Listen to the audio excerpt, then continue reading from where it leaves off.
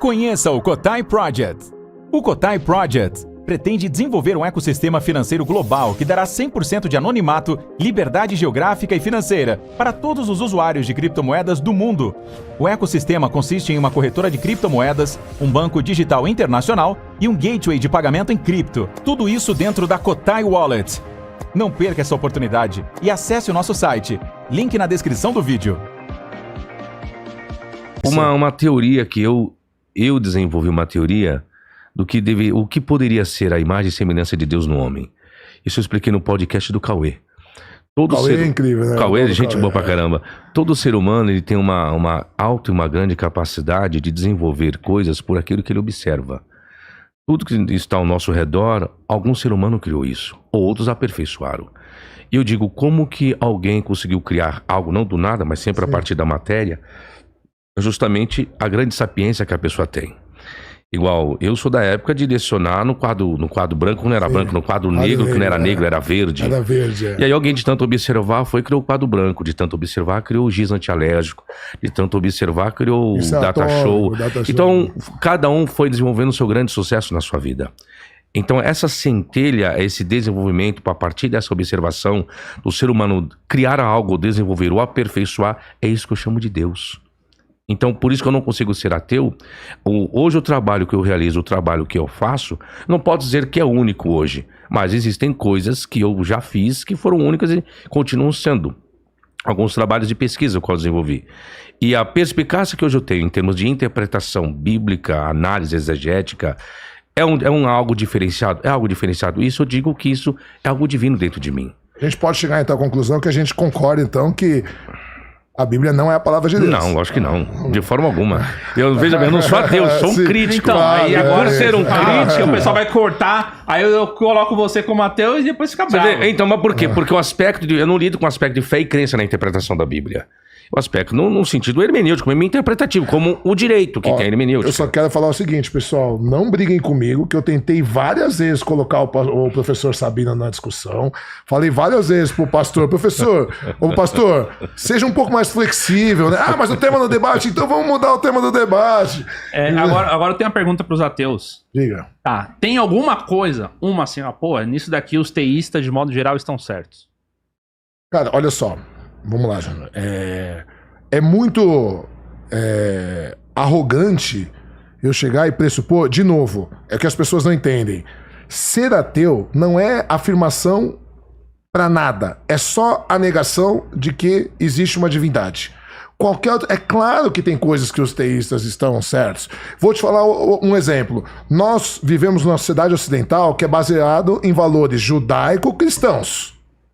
Então, o que a gente considera hoje, muita coisa, não tudo, mas muita coisa que a gente considera de moral, de ético, teve uma origem cristã e judaica. Sim. Então, hoje, os valores que eu aprendi, que são valores patriarcais, que são oriundos do judaísmo, acho que eu tenho que proteger minha família, os meus filhos, ou a monogamia bem depois, né? No começo ele era poligâmico, né? São valores que também estão pautados dentro do cristianismo, entende? E do judaísmo. Então não tem como eu falar, não, tá tudo errado. O que tá errado, sabe o que é? Duas coisas. A pessoa acreditar em Deus porque ensinaram ela sem questionar. Vou te dar um exemplo dos meus filhos. Eu tenho 2 filhos, um de 12 e outro de 8. O de 12, ele quer ser eu. Ele quer ser faixa preta de jiu-jitsu, ele quer ser professor de filosofia, ele quer ser empresário. E aí ele começou a falar que ele era ateu, porque ele assiste meus podcasts. Aí eu falei, filho, você não pode falar que você é ateu. Porque até para negar você precisa conhecer. Então, por exemplo, eu sou muito contra essa linha da ateísmo nova, que o cara é ateu só porque ele não aprendeu sobre Deus. Eu falo, não, se você... Porque é legal. Porque é cool, porque é mais acadêmico, moderno. Não, cara, eu sou contra. É igual o cara que é de direita e é contra a esquerda e o cara nunca leu sequer o Manifesto Comunista, que não tem nem 40 páginas. Ou o cara que é de esquerda nunca leu Adam Smith, John Locke, John Stuart Mill. Por quê? Porque para você negar, você precisa conhecer. É nesse ponto que eu falo que a gente chega na concordância de que a Bíblia não pode ser a palavra de Deus. Porque é tantas discordâncias. Vamos no seu copo? Esse aqui é o meu. Esse é o seu? Então eu colocaria que ela seria caso ele tivesse escrito. E se ele tivesse escrito, ele teria que se dar continuidade no relacionamento daquilo qual ele escreveu, com a humanidade. Por isso que eu sempre digo, todas as divindades foram criadas pela mente humana. Depois a mente humana, ela quer procurar recursos, quer procurar respostas de tudo aquilo que existe no universo. Para justificar o que... Justamente. E não alcançando o aspecto da ciência ou todo o aspecto científico, não obtendo todas as respostas possíveis daquilo que um dia alguém buscou, procuraram buscar, coloque-se o quê? Coloque-se a fé e a crença em uma divindade. Porque é muito mais óbvio você ter respostas criando aquilo que criaram no princípio, divindades. Professor, eu vou te indicar um livro que você vai adorar. Um livro de 1849, se não me engano, de um filósofo, e ele foi estudar teologia, depois ele parou, foi estudar com Hegel, chamado Ludwig Feuerbach. E ele tem um livro que chama A Essência do Cristianismo. E ele fala sobre isso. Ele fala assim, nós criamos Deus à nossa imagem e semelhança, para ser o suprassumo de tudo que gostaríamos de ser e não somos. Então, o homem gostaria de ser amor, Deus é o suprassumo do amor. O homem gostaria de ser justiça, Deus é o suprassumo da justiça. O homem gostaria de ser bondoso, Deus é o suprassumo da bondade. Benevolente, e aí ele fala, é impossível ser o suprassumo do amor e da justiça ao mesmo tempo, por exemplo. Porque ser o suprassumo do amor pressupõe perdão, pressupõe passar por alto, pressupõe ser benevolente e tal. Enquanto ser o suprassumo da justiça pressupõe rigidez, pressupõe não passar por alto. E aí ele fala, nós inventamos Deus, né, para justificar, e mais, nós inventamos uma lei que Deus que a gente inventou exige que a gente siga para que a gente se salve. Por quê? Porque o ser humano necessita, como ele não consegue ter resposta para tudo, e a gente é um animal que vive muito pouco, a gente precisa ter resposta. Então, a gente não tem resposta, a gente coloca Deus. É só você ver, a colheita é ruim, Deus está castigando. A colheita foi bom, Deus está abençoando. Eu vou até mudar um pouquinho, depois colocou o ser humano. O intermediador de Deus, que era o sacerdote. É o oráculo de Deus. É o profeta. É o que sabe o que Deus quer. É aquele que recebe a mensagem de Deus e transmite para o povo. E o povo se torna o quê? Leigo. Aí o povo com a fé e com a crença acredita em quê? No homem, que o homem é o porta-voz de Deus divino. E até hoje é assim. Entendi. As religiões existem, mas sempre tem que existir um líder que se coloca como porta-voz da divindade. Então, digamos que o seu lado não vê um lado positivo nas instituições religiosas, no ser humano que cria a religião. É isso? Vamos lá, instituições religiosas, aí você englobou todas. Posso dizer que sim, que exista sim. Alguma instituição religiosa, aí você colocou o espiritismo, o budismo, colocou tudo. Uma instituição religiosa. Mas todas elas têm um sacerdote, tem um intermediador. Tem que ter um líder. Tem que ter. Tem que ter. Tem que ter. Agora, vai da metodologia ou do livro, vamos dizer assim, do livro que contém as leis daquilo que ele possa fazer uso dela. O problema não está no sacerdote, está na forma e no uso que ele faz da sua liturgia. Ele pode pegar a Bíblia e usar a Bíblia da melhor forma possível, dentro da sua instituição. Ou ele pode fazer uso da Bíblia e criar algo que hoje, infelizmente, existe nas instituições, algo totalmente negativo. Que aos olhos dos leigos é positivo, mas aos olhos dos críticos não. É totalmente negativo. Eu sou contra isso. Aí a gente vai entrar numa coisa que você falou. Quem fala sobre isso é um médico psiquiatra de origem judaica que ficou preso em 3 campos de concentração, chamado Viktor Frankl. E Viktor Frankl, ele preso nos campos de concentração, ele percebe que existia altos índices de suicídio, a mortalidade, matavam as famílias e deixavam alguns mais fortes para os trabalhos forçados nos campos de concentração. E eles ficavam cadavéricos, tiravam tudo deles, tudo, inclusive o nome. Eles eram tatuados um número, eles eram chamados pelo número. Né? Eles tomavam 2 vezes por dia uma sopa rala, então eles não tinham condições nem de se rebelar, nem de fazer nada. Então os índices de suicídio eram altíssimos. Então, naquela época, existiam 2 grandes escolas na psicologia. A escola de Robert Adler, que dizia que a gente se movimenta por vontade de poder, de dominar os outros, e a escola de Freud, que dizia que a gente se movimenta por vontade de libido, de prazer, de satisfazer nossos prazeres. E Viktor Frankl, ele percebe que em determinado momento desaparecia tanto a vontade de poder de Adler como a vontade de libido de Freud. E os prisioneiros se ajudavam. E quem que se mantinha mais firme? E aí ele lembrou de uma frase desse cara aqui, ó. Friedrich Nietzsche, que é um filósofo alemão do século XVIII,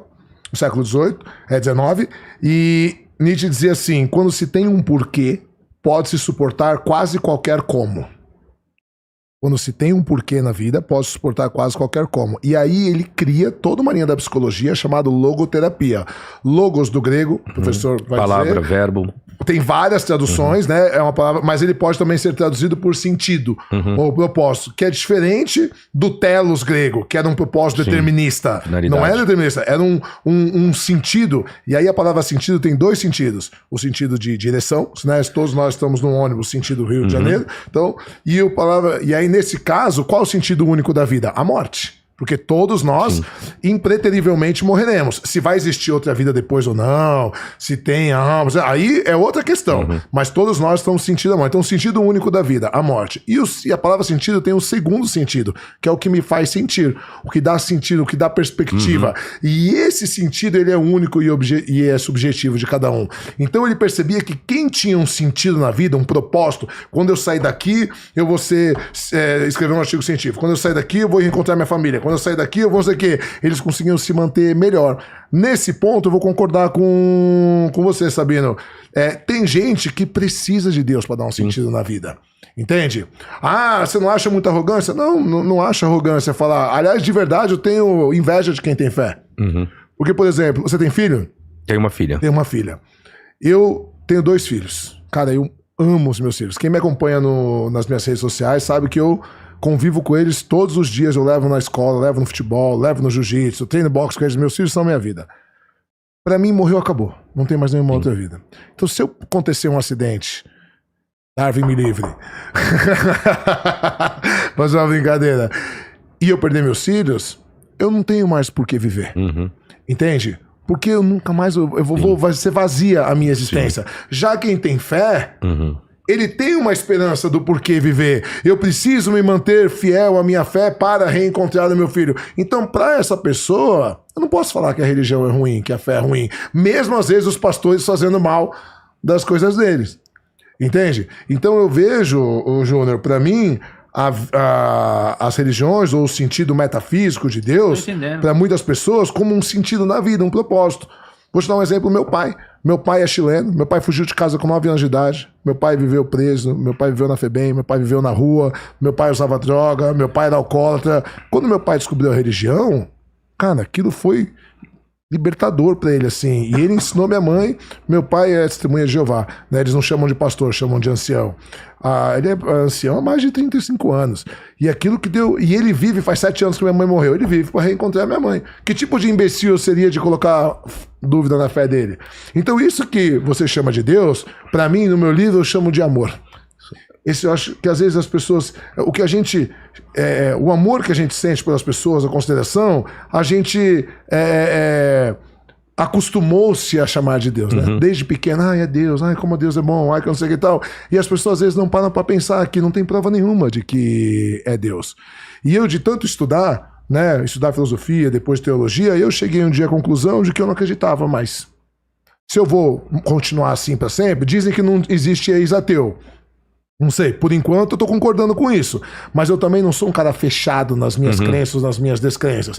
Mas que o dia de amanhã, eu sempre deixo a possibilidade de eu estar errado. Não, o que dizem mesmo é que não existe ateu quando o avião começa a cair. Então, mas olha só, essa brincadeira fala muito, ou quando vão filho ser, mas olha só, pode até ser. Se for no caso de um filho, eu nunca passei, mas já tive com meus filhos na UTI pequeno, eu nunca rezei pra Deus. Eu fiquei com a minha mãe no hospital, até minha mãe morrer, eu não rezei pra Deus. Deixa eu te fazer uma pergunta. A gente vai sair tarde daqui. Manda. Tem problema não. A gente vai sair tarde daqui. Tá. Vamos supor que o teu carro esteja um pouco longe aqui. E aí você vê 2 caras numa moto vindo te assaltar. Você vai gritar pro Batman? Não. Por que você tá rindo? Pro Batman não. Ou pro Homem-Aranha? Também não. Ou pro Super-Homem? Por quê? Eles não existem. Eles não existem. Porque você tem certeza que eles não existem? Você consegue provar que eles não existem? Tem certeza? Então não faz sentido pra você gritar pro Batman. É por isso que é o que o religioso não entende. Pro ateu, não faz sentido orar porque ele não acredita. É igual quando os caras falam assim, ateu satanista. Eu falo, gente, não tem sentido. Porque quem acredita no diabo... Mas calma aí. Tá tudo no mesmo pacote de Deus. Mas